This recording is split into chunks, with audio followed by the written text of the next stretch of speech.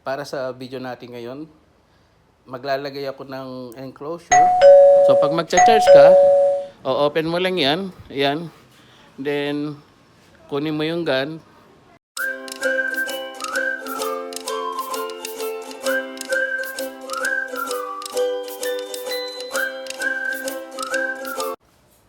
Good day mga viewers at saka mga subscribers.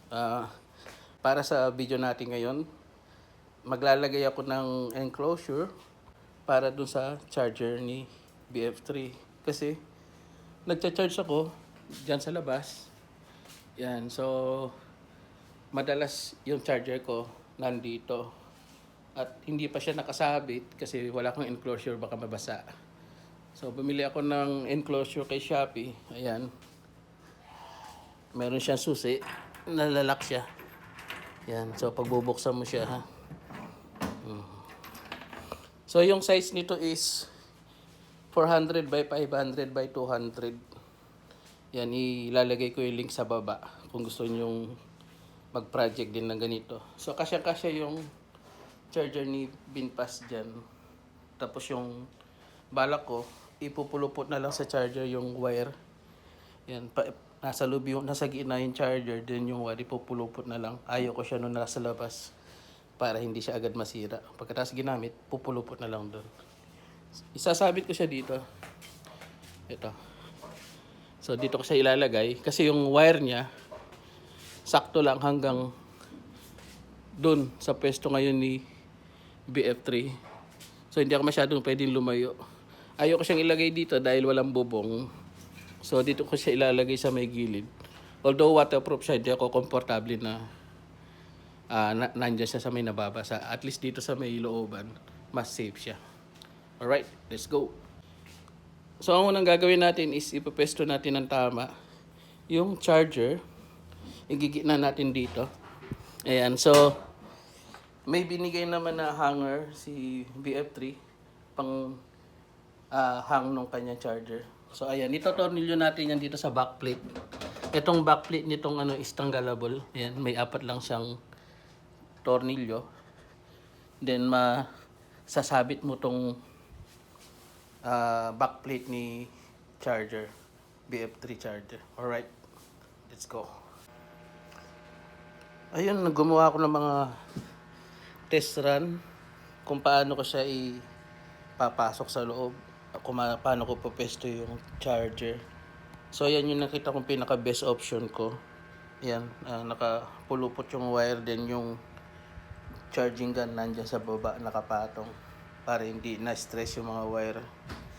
Kailangan kong i-off center ng konti yung charger sa enclosure niya.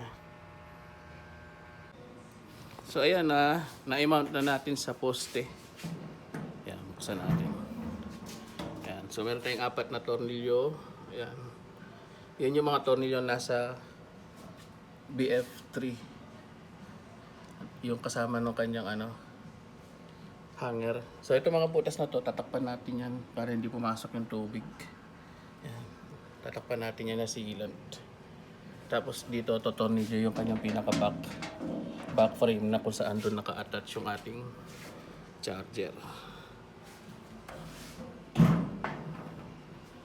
Ayos. Ayun, so nailagay na natin yung backplate na naka-screw na itong frame ni BF3 charger. Then makikita nyo may mga nilagay ako sealant. Although nakalagay sa pinagbilang ko na ito is waterproof o weatherproof, pero may mga nakikita akong sinag ng araw. So ibig sabihin mga butas yun. Para safe nilagyan ko na ng sealant. Yan. So ilalagay na natin yung charger para makita natin kung anong kalalabasan. Alright. Ayun. Ayos. So nailagay ko na yung charger. Yung space dito sa ilalim hindi na siya enough para paglagyan nitong ating gun. So yung gun sa side na lang. Siguro lalagyan ko na lang siya ng mounting dito o sabitan para hindi siya matumba. Yan, tapos itong opening sa baba, diyan ko ilulusot yung power cable ng charger para magcha-charge ako nasa labas yung extension ko. Or baka in the future, yung extension ipasok ko na rin sa loob para yung kable na lang yung nasa labas. Pero ang gusto ko kasi hanggat maaari is maging maluwag yung loob para yung hangin mag-circulate pag nagcha-charge tayo. So at least ngayon ito, ayan, so pag nilock mo siyang ganyan, wala ka nang tinatabi. Wala ka nang pinoproblema na masisirang charger. Eh, mahal pa naman daw yung charger natin, 100,000. So, pag magcha-charge ka, o-open mo lang yan. Ayan. Then, kunin mo yung gun. Then, i-connect mo siya doon sa kotse, dito sa labas. Yan. Diba? Then, pag tapos ka na, i-roll mo lang uli yung gun dyan sa loob ng enclosure. Then, i-close mo to. Yan. May susi yan. So, pwede mong isusi para hindi manakaw. Yan. Yan. So, nagcha-charge ako ng kotse sa labas. Tapos, ito yung grounding ko. Yan. May nakabaon ako na 4 meter na copper rod dyan. Tapos, yan is nakadugtong sa aking GFCI na outlet. Tapos ito is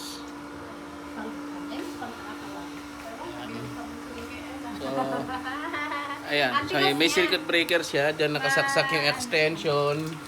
Tapos yan nakatap siya sa air condition na outlet.